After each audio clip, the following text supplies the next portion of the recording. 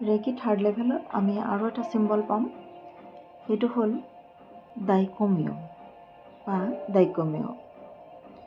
এই চিম্বলটোক master symbol বুলি কোৱা হয় আৰু সেইবাবে এই লেভেলটোক মাষ্টাৰ লেভেল বুলি কোৱা হয়। অৰ্থাৎ এই চিম্বলটো পোৱাৰ পিছত আমি মাষ্টাৰ হওঁ বা আমি এটুনমেণ্ট দিব পৰা হওঁ।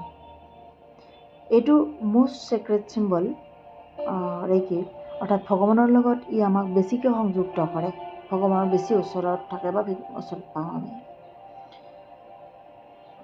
দাই কো মিয় শব্দৰ অৰ্থ হ'ল ব্ৰাইট চাইনিং লাইট, উজ্জ্বল পোহৰ। ই আমাক আটাইতকৈ বেছি পজিটিভ এনাৰ্জি প্ৰদান কৰে।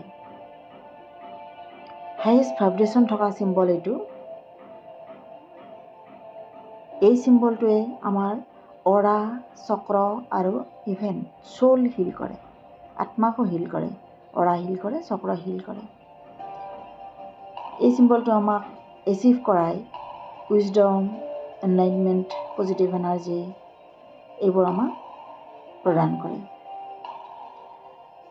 হিলিং কেপাচিটি বহুত বেছি দাই কো মিয়ৰ। দাই কো মিয়ৰ কেৰেক্টাৰিষ্টিক্স বা চৰিত্ৰ কি কৰে দাই কো মিয়ই? Improve self awareness, immunity improvement কৰে, চেল্ফ এৱাৰনেছ বঢ়ায়, ষ্ট্ৰেংথ মেডিচিন অৰ্থাৎ মেডিচিনৰ নিচিনা ষ্ট্ৰেংথ প্ৰদান কৰে, ষ্ট্ৰেছফুল চিটুৱেশ্যনৰ পৰা আমাক ৰক্ষা কৰে, আমি ষ্ট্ৰেছফুল নোহোৱাকৈ থাকিব পাৰোঁ,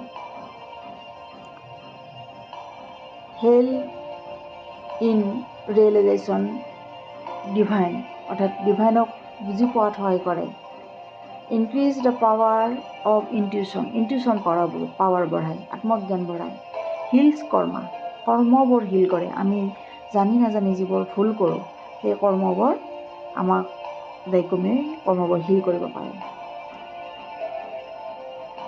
ৰিলেশ্যনশ্বিপ ইমপ্ৰুভ কৰে, ৰেকি টেকনিক ইমপ্ৰুভ কৰে। দাই কো মিয় চিম্বলে আমাৰ বডি আৰু মাইণ্ডৰ বেলেঞ্চ কৰে। এই চিম্বলটো আমি কৰ্মশীল কৰাৰ কাৰণে সঞ্চাৰেচন চিম্বলৰ লগত ব্যৱহাৰ কৰিব পাৰোঁ। আৰু দাই কো মিয় চিম্বলটোৰ দ্বাৰা আমি মেডিটেশ্যন কৰিব পাৰোঁ। এই চিম্বলটো ভিজুৱেলাইজ কৰি আমি মেডিটেশ্যন কৰিব পাৰোঁ। Thank U.